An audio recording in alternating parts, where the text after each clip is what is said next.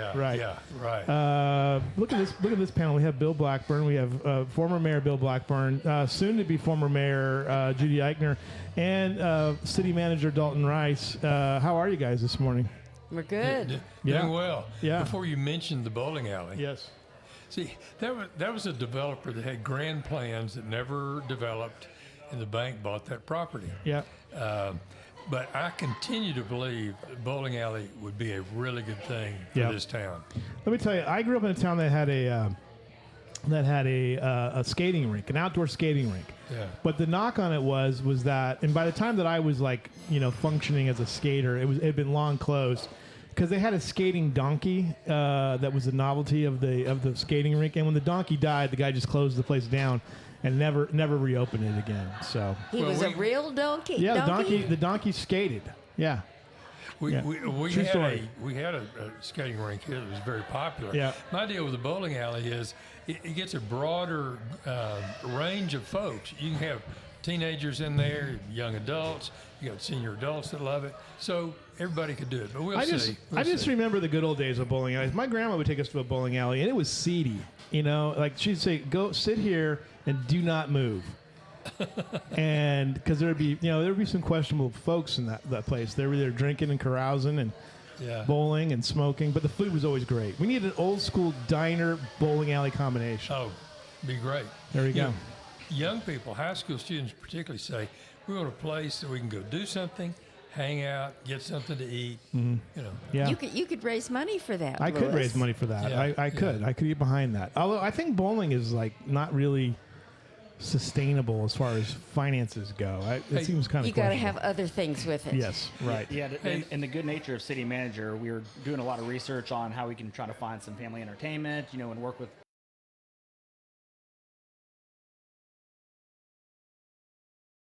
But the folks, $90,000 a lane. $90,000. folks awesome. in Lampasas and Marble Falls have done it and done it well. But I want to come back to one question. How did your grandmother get you to be quiet and sit still? Because I've never been able to do that. Well, because with you. she had a magic skill called flicking you in the back of the head. And So she that's was, what your problem is today. Which is a Bam. song nowadays. yeah. But when grandma does it, it's not that. It's a different kind of thing, so. Grandmas can get away Grandmas with a can lot get away of with things. that. Yeah, there's a picture of me when she was 100, flicking me in the ear. So yeah, she's still. We actually line up for that these days because she's 102 now, but she still gets it. Like grandma, flick us in the head, and she'll boom, get it done. Wow. Judy, you have exactly, I guess, maybe 3 meetings left or 2 meetings left. No, actually, I only have one meeting and then Okay. the canvassing. The canvassing. Okay. Yes, So a month. Altogether. How does it feel to be in this role here? It's mixed emotions. Mixed emotions. I'll be ready, especially after all that we've been through, everything that we've been going on, and I'll sleep for a week, I believe, the first week, but mixed emotions. Yeah. It's there's been highs, there's been lows, and overall, I mean, it's been an honor. We've done good things. I'm so proud of what we've done and accomplished, and so I will go out feeling really good. Right. I wouldn't mind having another year because there's some things I'd like to make sure get done. Yeah. But there will always be those, no matter when you leave. Bill had that Bill, when he left. When you left, we won't go into some of the ancillary distractions of when you left, but you left, I think, feeling pretty good about where things were going, where things were headed as you headed off. What was that like for you? That was last few weeks, I guess, as mayor. Well, the last few weeks where there was a lot we needed to get done, but when I stepped down in May of 2022, after 4 years, 2 terms, I've told Judy I was exhausted. Yeah. I mean, I was so tired. And you just don't realize the load that you're carrying and that it just is constantly there. However, I had a real sense of fulfillment in stepping down after what we've been able to do. Go through COVID, get a lot of things done in spite of that, and I felt good about what we've been able to do. And sure, there was frustration along the way, but that's just that's part of leadership. Right. But in terms of where we were going from there, and I'm not saying this just because she's here, I had great confidence in Judy as mayor. Yeah. We'd served together for 4 years on the city council. I was the first mayor to serve with a majority of women on the council. Yeah. And we did great. But one other thing I'll tell you, most of the time that I was in as mayor, Mark McDaniel was our city manager. Twice, Mark said to me, I really like how Judy thinks. Now, it gave me kind of a complex because he never told me that he liked how I thought, But, Right. but anyway, a lot of confidence in Right. Judy, and she's certainly borne that out. Yeah. Well, Mark keeps reminding me. We had lunch one day, and he kept saying, "You need to run for mayor. You need to run for mayor." Right. I said, "What? What?" Well, and your thought, when did that take hold more firmly for you? And the mayor running for mayor, did you think no, maybe yes? No, I said no, and actually, it wasn't. It was actually after the last meeting, the TML meeting that we had gone to in Houston, and there were some things that happened there, and some conversations, and that's when it became, All right. hey, maybe I need to do this. Joe Herring made the comment to me one time that he not taking away from Bill, but that there's not been a more consequential period in the city's history than the last 2 years, and the things that were accomplished under your watch, including, Mega Crete, Lennar. I mean, obviously there's critics of that, but I mean, there's always going to be critics of something. How would you characterize these last 2 years? Overall, we have been able to accomplish good things. Mega Creek's going to be great. Lennar Housing is going to do us well. Yeah.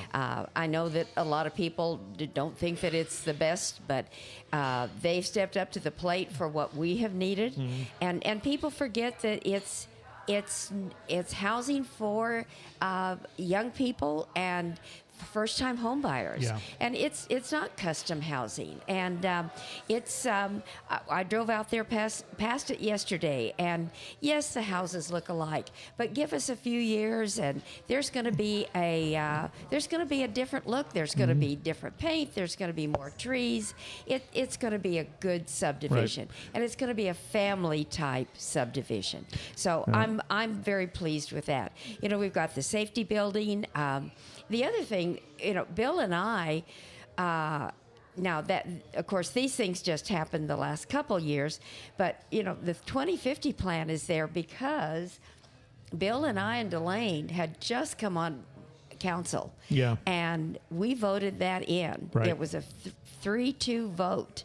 And the two members of council that had been on did not vote for it. Right. And so many times I think that, I just really feel so good about what we did in voting that in, Right. because it's been the roadmap for us. Yeah. And I'm not sure if we would be where we are had that not happened. Right.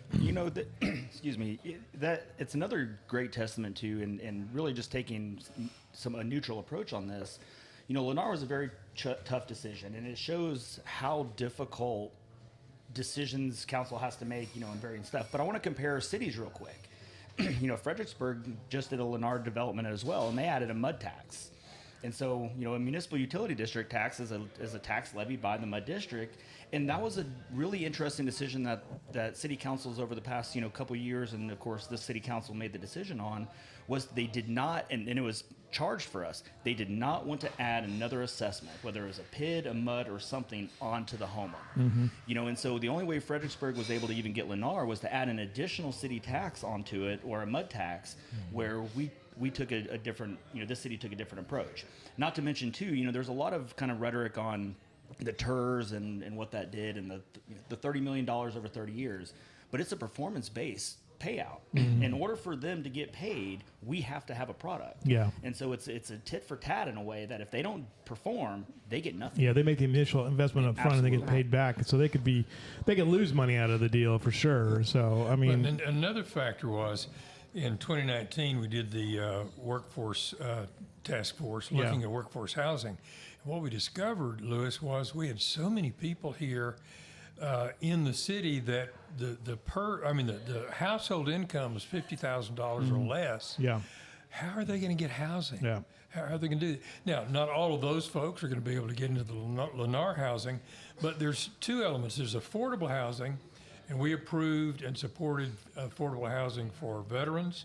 We approved a project that's going on now in Holsworth for families, and another one for seniors on Lehman Drive.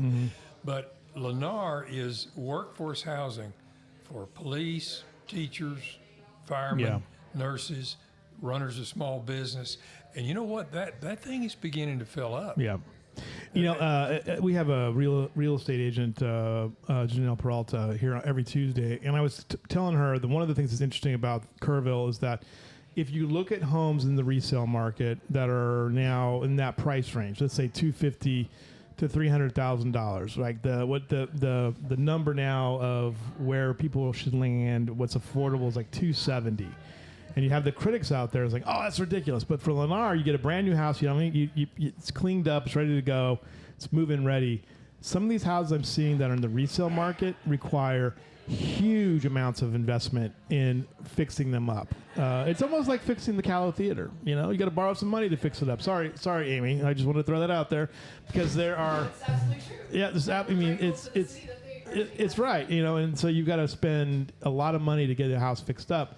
So this is a real simple solution for a lot of folks out there. You know? It is, and it's new, and it feels good, and it's going to serve our community very well. Right. Okay, so what was the Bill? Going back to you for a second, what was the best part of serving as mayor for you? It really was relationships. Yeah. Always had, we had some difficulty in the council, but there were always good relationships. When Judy and I ran in 2018 and Delane Siegerman ran, we built, Judy and I already knew each other. I didn't know Delane, but we built a friendship there. And back when we were running, the three of us could get together in the midst of the campaign. And campaigning is tough, I'll tell you. It's tiring, it's difficult, you don't know how it's going. But we would get together and we developed a relationship. My relationship to the city manager, Mark McDaniel, E.A. Hoppy. But in the community, the fact that you're mayor, people want to talk to you. Yeah. They want to talk to you about, what about this? What about that? Have you thought about trying this or whatever? And I mean, you meet folks that you never would have met. Yeah. One other thing, COVID brought community leaders together. We met every 2 weeks from March 2020. And it was CEO of the hospital, 5 superintendents of schools, CVB, Chamber, KPUB, and boy, we were in that together. Yeah, right. And I never saw one-upmanship or ego stuff. And county judge was involved, emergency management personnel, and those relationships continue. Right, and that relationship continued, Judy, through this last weekend when we saw. People will get upset with the turnout, but when I'm reading, by the way, I was just reading a story from my former city where I worked at in Greenville, Texas. They had a big plan for a big crowd. Nobody came either, so or nobody showed up. So I think that was actually a trend across Texas. It was. Fredericksburg had the same experience. Bandera had the same experience. People just didn't come.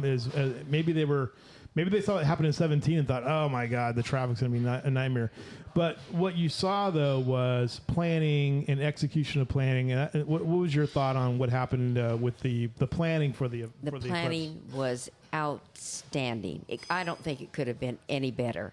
And yes, did we overplan? Yes. Yeah. And if we had not done what had been done and something had gone haywire, it would have been awful. So I can't applaud our safety, our Parks and Rec, the city staff. It was fabulous. Yeah. Even down to the porta potties. Yeah. They were clean and they all had toilet paper. Right. That was all that mattered. And on the emergency management piece, and a lot of people don't think, while we do plan for that worst case, our teams also pivot, and we have contingency plans in there, not just pivoting and scaling up, but also how do we scale down, and how do we, cut some expenses where we can, how do we, offset staffing, so that way as things develop, whether that's greater than what we anticipated or lesser than what we anticipated, our teams have the ability to scale that, and all of that is planned out. Right. They did a wonderful job of that. They did. I was thinking back about all the things that Fire Chief Eric Maloney had said,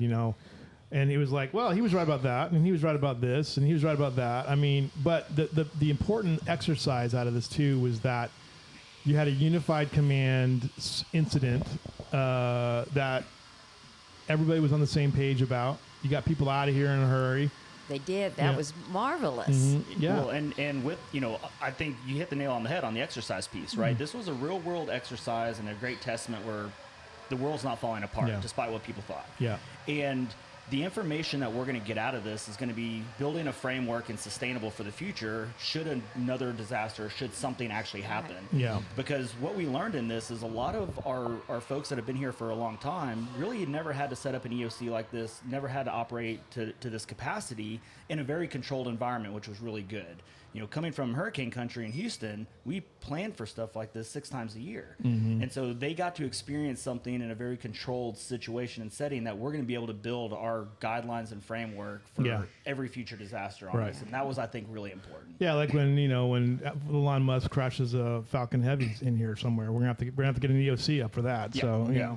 So the mayor, though, you got blamed from people were blaming you for the parking situation.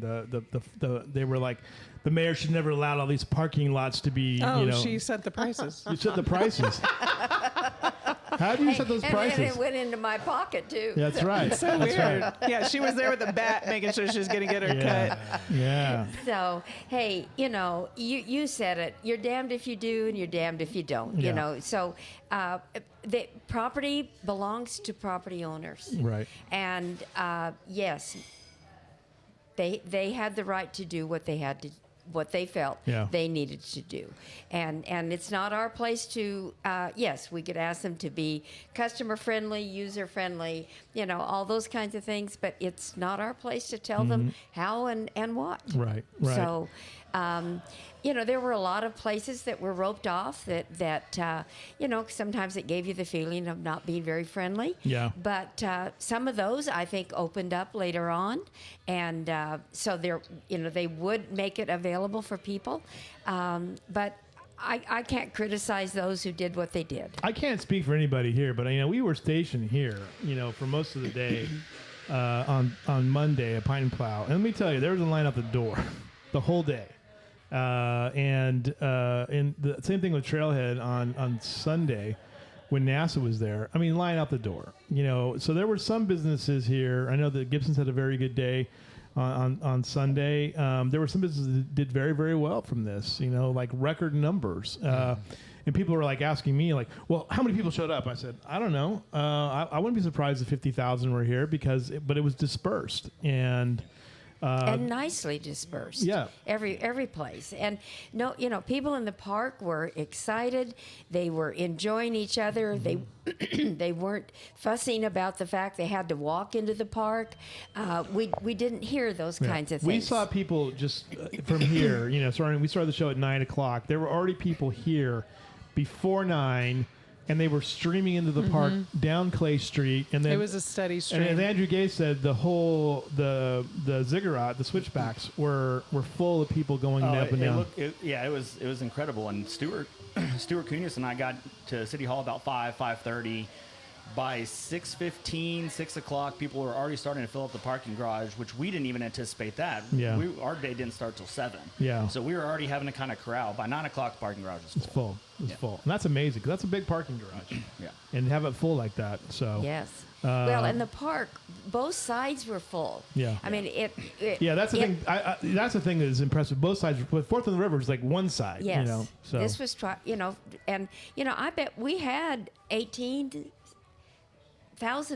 That would be kind of my number in the park. Yeah. And maybe more. Well, it sounded like it. And they said like in Upper Turtle Creek, I had a friend that lived on Upper Turtle Creek, and they said they easily watched 250 cars come out after the eclipse. And that was like less than half. That was out in the county. There was a lot of people that stayed for the show and right. stayed for the event. And, right. And I think we were able to kind of wrap a lot of our operations up by 4 o'clock. Traffic was pretty much subsided and had gone back to normal. Lights were back on. I was talking with people Center Point, Comfort area, even Bernie area, that traffic was still backed up beyond 6 o'clock. Yeah. And it was. The traffic in Center Point was significant, and I think I heard Rich Pace's poo-poo it as usual because he doesn't know what he's talking about. Sorry, everybody, I'm gonna make some political statements here. Sorry, but yeah, there was a crowd. I think Comfort got hit probably the hardest, but I don't know that for a fact but just the traffic there was incredible. Yeah, because there was bottlenecks right around outside of Bernie anyway, and then I think that morning there was a wreck. Like coming in on I-10, like the Houston into San Antonio way. Yeah.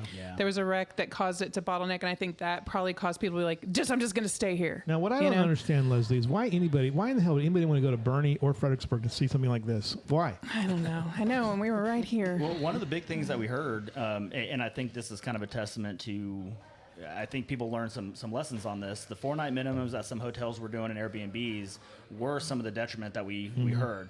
Guests were staying in San Antonio, Bernie, driving here in the morning because they're like, we didn't want to do a 4-night minimum. Right. And so I think that hurt a lot of folks. Right. Yeah, there were some things that we did that weren't exactly, neighborly or friendly. But that's, we should do a Kerrville Kindness Award addendum to those who did not price gouge. So if you had a sellout crowd and you charged like $20 for parking, you're a Kerrville Kindness winner. So that's something you continued on as Kerrville Kindness. You could have just dispatched it. You could have done Kerrville Rudeness, but I'd have some people signed up for it right off the bat. But how important was that little initiative to keep going for you? Yeah, and say that again. The Kerrville Kindness piece. Yeah, how important was that? I'm sorry, the space shuttle's landing across the way here. Wait a minute, it's going to touch down. 5, 4, 3, 2, 1. Yeah, better put the headphones on. The headphones help, there. Judy. Okay, The that's headphones better. help a lot. Yeah, so That helps. Can I do this in a council meeting? yes, absolutely. Okay. Yeah, right.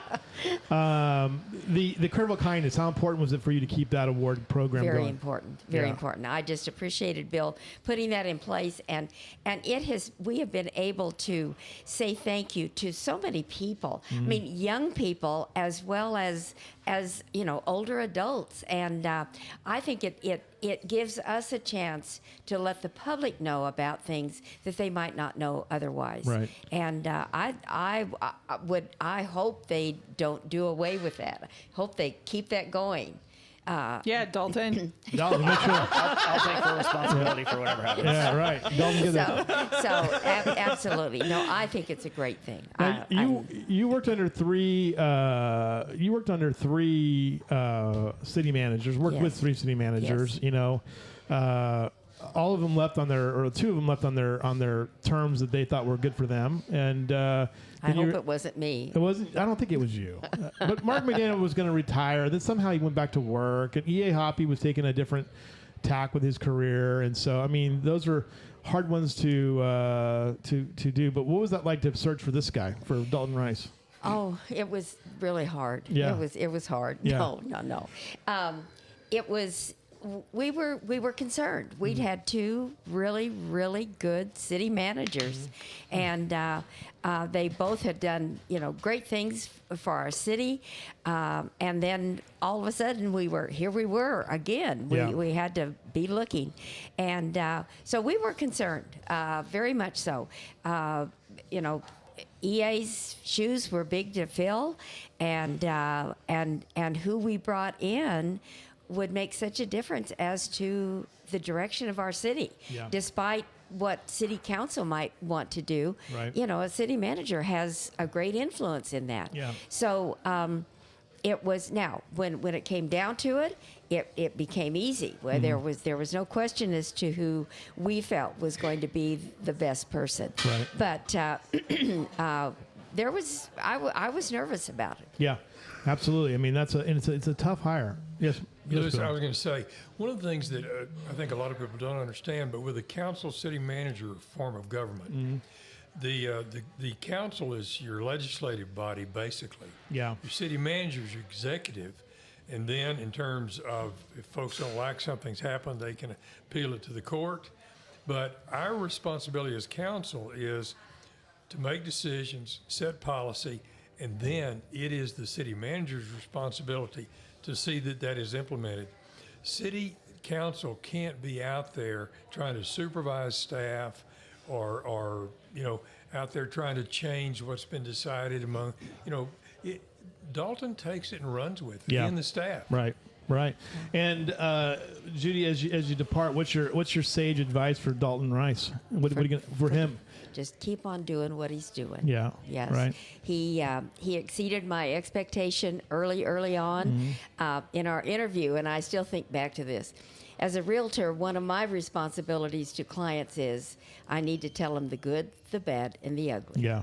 And this was a conversation that we had as I talked with him, that he talked about the good, the bad, and the ugly. And one of the things that did for me was, and he has proven this, he's not afraid to look at the ugly. Yeah. I mean, some people don't want to go there at all. Right. And Dalton has been very willing. He likes the good. He knows what the bad is, but there's ugly out there sometimes, and you got to face it. And so he, as I said, he exceeded my expectations early on, and I fully expect him to continue to do that. So, Dalton, what's it been like to work with Judy Eychner? It's been amazing. I mean, here's kind of my smoke and mirrors political answers. I got to work with everybody. Yeah. Our job is to provide services to the community, right, wrong, or indifferent, and we got to continue to do that. And so it's been amazing working with this council. We're going to work with whatever councils that we need to. We're going to continue to provide the good, the bad, and the ugly, and continue to move forward. All right, and then finally here, Mayor Bill Blackburn, former Mayor Bill Blackburn, your book is at the printer. Is that right? Yes. Yeah, The Musings of a Small Town Mayor. What was your favorite musing, by the way? I'd probably have to say relationships and results. Right. What we were able to get done. Right. And I'm honest about what we didn't necessarily get done. When you think about, and I put some figures to this, there are an average of 9 votes per council meeting, and you meet 23 times a year. Not in December. Right. You figure that out. In my 4 years, we voted 828 times. Right. So I look back at that and say, we got a lot done. Did we make every call right? No. But we really tried to make the decision that we felt like was best for all the citizens. And that's one of the things, Dalton just talked about this, that you've got to keep in mind all the citizens. Yeah. Yeah. What does this do? How's the impact, or how does this improve the lives of our citizens? Yeah. And another word that Dalton just used and we've used is service. The staff is about serving the citizens. Right. And I saw that so much. But my book is the role of the cities in a democracy and then how a city works. It's not going to be a bestseller, but I hope it's helpful to some people. Does it make you happy that George Burry spoke more times in the last year under Judy Eichner's watch than on your term? I really am not going to go there. I'm a minister, and people expect me to be nice. Yes. And I'd like to add, we have an outstanding staff. Yeah. We truly do. Right. And they're committed to this community. They're committed to the citizens, and I can't say enough good about them. Well, and like I said, Maloney, he grew up here. And so he's a good example of that. He's a TFND guy, and you could tell he was committed to making sure that this was going to happen, that this was going to be done right, and that he's not going to go anywhere. He's proudly going to live in Kerrville for many years. I'd say that's for a lot of the staff, because City Council got an award on Tuesday night. Yes. Right. Yes. And it highlighted also because the staff that were there were all recognized, and then Judy had asked them how long they worked there and how many of them it was. The longevity. It was like 15 years plus. Yeah. Yes. Was like the average. Yes. Right. It was very impressive, Yeah, and I think that speaks. Exactly. Well, and we've had, for some of our Kindness Awards, we've had a lot of our employees in there, and when you ask, I'm amazed at how long some have been here. Right. It's Right. wonderful. Charvy raised, City of Kerrville raised her. Yeah. She was an intern, now she's head of IT. Yeah. But Louis, one of the things I continue to be impressed with, and I mentioned this in my book, is the training of the staff that continues. Yeah. In the department, certifications that they have, formal education, Lean Six Sigma training that is a very leadership training. This staff keeps being trained, and you're building the capacity of the staff when you do that. Right. I have a photo, by the way, of Mike Whitler trying to talk to Charvy, because when he blackmail material, I got it. So there you go. Well, and one of the things about that award is what Bill just said. It's for the training and the HR part of what is done for our people, and it's that award is the best in city award, and it's really very much like what Shriner has for best place to work, what Peterson has for best place to work, and it's we take care of our people, Right. and that's a good way to look should at it. to be applauded. All right. Well, good job, you guys. Thank you for serving. We appreciate it very much. I think you guys are crazy for doing it, but we appreciate it very much. That's what they just told me at jam. Well, I was telling a friend the other day that somebody on my mayor Facebook page got on there and said, "Oh, you're getting all this money from developers." And I said, I never saw that Never at saw all. it. And you get paid $25 a meeting. Yeah. And my friend said, well, Blackburn, just have them take a look at your pickup. I'm driving a 2010 Toyota Tacoma pickup. I mean, I ought to be doing better than that. Right. I've known city council people who have taken money from developers. You know where they ended up? Jail. So I think you guys are in pretty good shape for not taking any money from developers. That's a cynical way. There is a cynicism that's attached to this job that's frustrating at times, where people just think to yourself, "Oh, it's your fault." Well, it is your fault. There's no bowling alley, so it's got to be your fault, Mayor Blackburn. Yeah. So, all right, thank you guys for being here. Dalton, you got anything else going on with you? I mean, you're just running around. Nope. All right. Just hitting the ground running, trying to play catch up this week. All right, thank you very much, you guys. We're going to throw you out of here, and we're going to bring our next group. Thank you for being here, all three of you. Thank you. All All right, Thank you all. Leslie Jones, storming onto the show. I made it. I'm sorry I'm late. What do you got? What kind of things are going We on? got all kinds